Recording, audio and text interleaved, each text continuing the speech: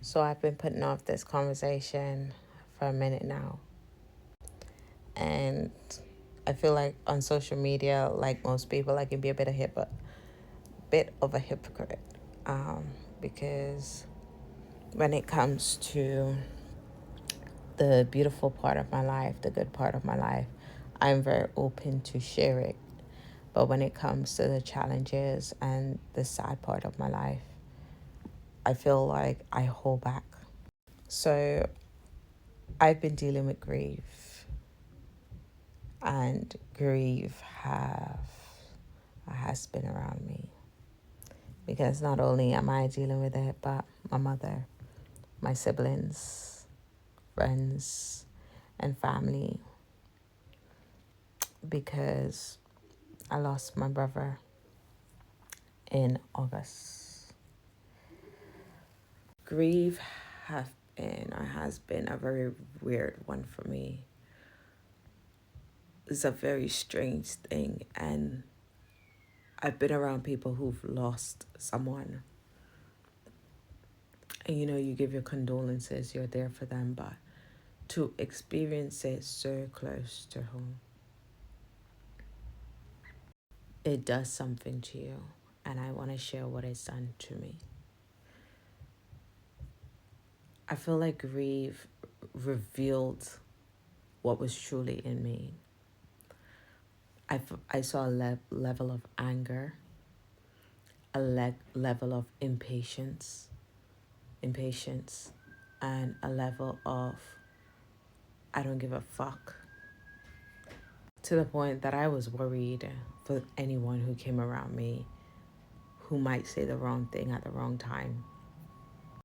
And anger for me ain't new, but this anger that I saw was a different level of anger. The pain for me isn't new, but this pain was a different pain. And also for me, I think there was a level of shame and regret that came with my grief, and that is still, I guess, hosting with my grief, because I'm still grieving.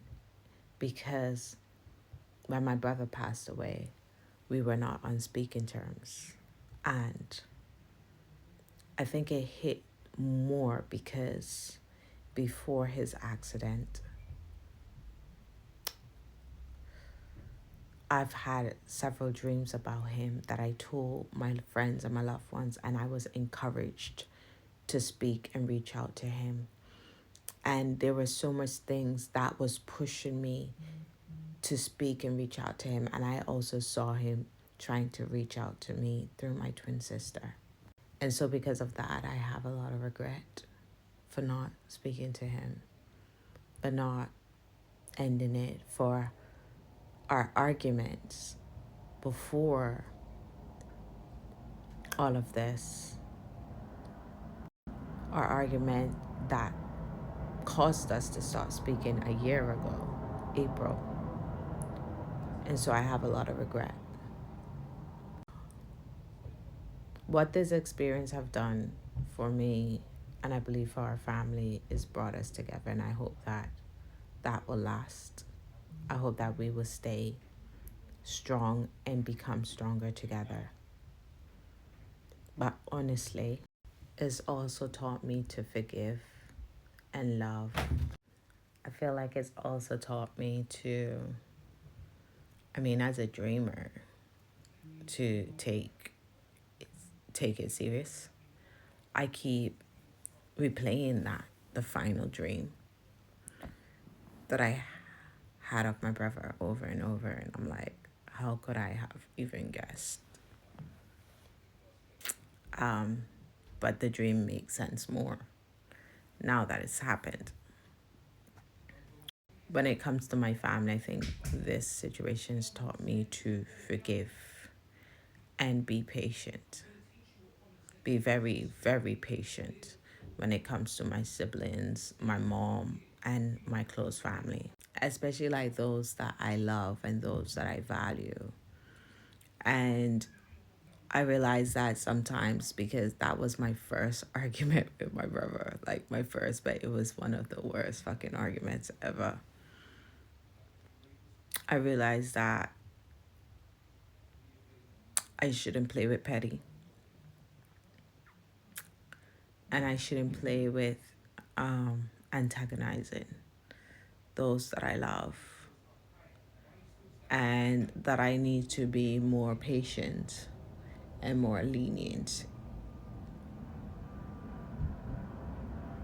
And I'm not encouraging taking bullshit, but sometimes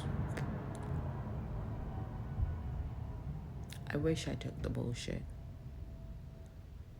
If that meant that I would still be speaking to my brother, if that meant that I would have had the time to spend with him and to share with him, yeah.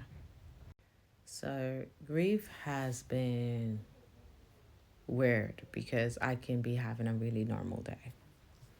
I could be going about my business and all of a sudden it's a low, a deep inner low, a deep inner darkness kind of cover you that you cannot explain. And I feel with this loss that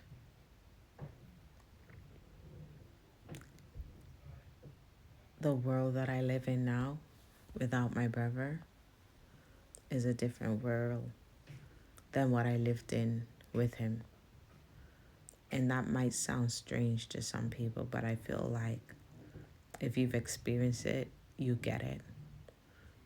Like the world, the day that he passed, the world and everything around us changed. Everything was different. Nothing was the same. Nothing will ever be the same. That does not mean that I should not live. Actually, losing my brother made me feel to live more, to laugh more, to sing more, to dance more, to live and experience life more than ever before. And I do feel he will want that for us. He wouldn't want us to die, but to live. So I do find myself living more, laughing more, experiencing more, taking in more, grounding myself more. And even in those moments when I experience grief and sadness, I sit in it, I welcome it, I embrace it, I feel it, because it is a part of living. Living is being sad sometimes. Living is being happy sometimes. Living is being high and low. Living is feeling every emotions that life brings to us. And so I choose to live. I choose to laugh. I choose to experience life. I choose to grieve. I choose to be sad. I choose to be frustrated. I choose to be alive. And life means feeling every emotion that comes with it. And so this thing called grieving, loss, sadness, low, unhappiness, as real as it is, so is the opposite. When I think of my brother and when I think of the good times that we've had, I laugh and I'm happy and I'm thankful. And so I've taken the good experiences with him and also the bad experiences. And I know that that is a part of our life and our story, and I welcome it all. So to those who are grieving, my heart goes out to you. I send love, light, and prayers. And I ask that you do not give up and that you keep going for that family member. Keep living for them. Keep laughing for them. Keep being for them.